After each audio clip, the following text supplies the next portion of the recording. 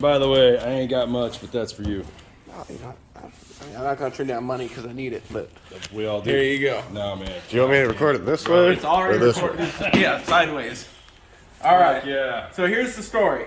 I saw your post. Someone shared it on one of the Facebook pages. Yeah. And I got a special place for Harleys when it comes to this shit because one of my best friends got his bike stolen. Yeah. And he's a 66-year-old retired United States Marine Corps vet. And he was the first guy. It took me 3 months to track the bike down, but we got it back. Yeah. So Yeah. when I saw that, I was like, oh, fuck no. We're going to find this. So you had the photos of the kid.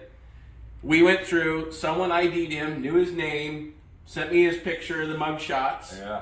I ran his background check, got all of his arrest history, aliases, phone numbers, Facebook accounts, all that shit, and started tracking him from there. I went to the halfway house. Yep. Then when I got reports of him riding the bike out in Southeast, someone saw him at the Delta Bar on Woodstock. I went down there, talked with them, blah, blah, blah.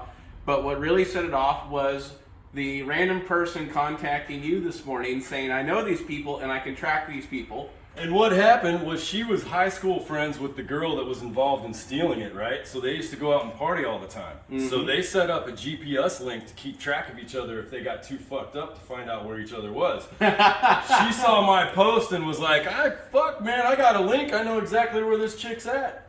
And contacted me. And So you put her in contact with me. She called me and told me the backstory. And every 5 minutes she sent me their GPS coordinates. And I was chasing them all over Vancouver today. it's incredible. I went and ran into a bunch of other bikers, patch holders. I showed them the photos, explained the situation. This kid's wearing a fake heathen's cut, and that's an immediate green light. Yeah. And I let the couple of MCs that I know, and they went through all of their channels to their highest ranked members and clubs that they're supporting, and they got the green light that this kid's ass is basically grass. Yeah. So the search was on. I finally found him parked in the corner of the Bank of America parking lot up in Washington in what the fuck's that neighborhood up there? It's right off of 205. Yeah. Something Wood Yeah. up there. Yeah. But either way, she said they drive a red Honda two-door. Alderwood. They were in Alderwood neighborhood. Okay, yeah. So I found the red Honda two-door. I blocked it in. There was this good old boy in a Chevy pickup truck next to it who saw me jump out with a baseball bat, and he immediately rolled up his windows. He was shitting himself thinking I was coming there for him. And I walk up on this Brendan Detta, and he's sitting in a car with a piece of tin foil in one hand with a pill on it, lighting it up with a straw in his mouth, smoking pills. Red hand. Red-handed. No way. And I tap on the window. He opens the door. He's like, can I help you? And I take my baseball bat and I put it right in his nose and say, you stole a friend's Harley, and I'm here to get it back or take your teeth. What's it going to be? Fuck yes. And he shits himself and says, man, I don't want to get beat up. I know where the bike is. I can get it back. Just my girl's in the bank and she has a phone. Let me call him. Blah, blah, blah. And he kept trying to go in the bank and get her. He said, can I go get her? Can I go get her? I'm like, dude, you ain't getting out of this fucking car. He's gonna nab security You're or standing something. right Some here. Bullshit story. And the guy in the car next to me rolls down his window. I was like, what's going on? I explained the whole thing. He's like, why haven't you knocked his front teeth out yet? So, and because the kid was so damn compliant, I didn't put my hands on him yet. Yeah. I gave him a good love tap on the top of the head with the baseball bat. Nice. But, Yeah. Check him. so the guy in the truck is there giving him shit. I'm giving him shit. We're waiting. It was like 45 minutes. The girl comes out of the bank. As soon as she sees me, and I say, oh, here she is. She starts crying, like profusely. That's admission of guilt right there. She knew she fucked up. Well, that was the whole thing. So we're talking to them, and they admit they knew right from the off that it was the wrong thing to do. Apparently, they got into debt with somebody they owed money for drugs. Yeah. Blah, blah, blah. So they basically took the bike, rode it around. Once they got word that they were all over the internet, Yeah. they took it to this guy's house in Vancouver, also in that neighborhood. He lives by the 7-Eleven somewhere off of Andreessen. His name's Derek, who apparently is a buyer of stolen motorcycles in Vancouver. And he's also greenlit with the MC. Shit, yeah. And he doesn't know that I know him. But either way, so they call him, and at this point, like, we'll take you to the bike. And I'm like, okay. And the guy in the truck's like, why don't you kids get out of your car? I'll be your chauffeur. I'm like, that's a great idea. We wouldn't even let them leave their car. So they, on their own accord, got in this stranger's truck that I'd never even met before, and he begins to be their chauffeur, and I'm following him with my car with the bike trailer. We stop at the Fred Meyer's up the road. They get a hold of dude. Dude calls the dude who actually was storing the bikes. He didn't want it at his house because of how much heat was on it. Yeah. Said, this kid's going to get grass if we don't cough the bike up.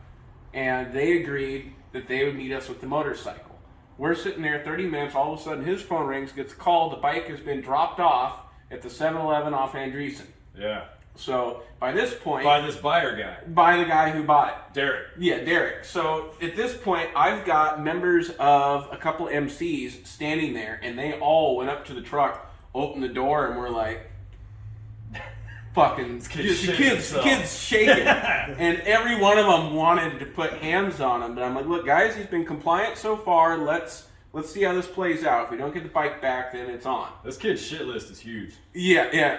He's fucked up a lot. He's fucked up a lot. So we, at this point, we know where the bike is. Dave grabs him by the shoulder and goes, "You're going to ride with me." I love it. And so he gets in Dave's car. And Dave's a recovered individual, and he knows what's going on. So he's talking to kid the whole way, and I just imagine their story. Yeah. I mean, this kid is... Poor me. Oh, I'm sure. And, the guy's... He's married to the girl with the blue hair. Okay. They have a kid that's staying with the mom.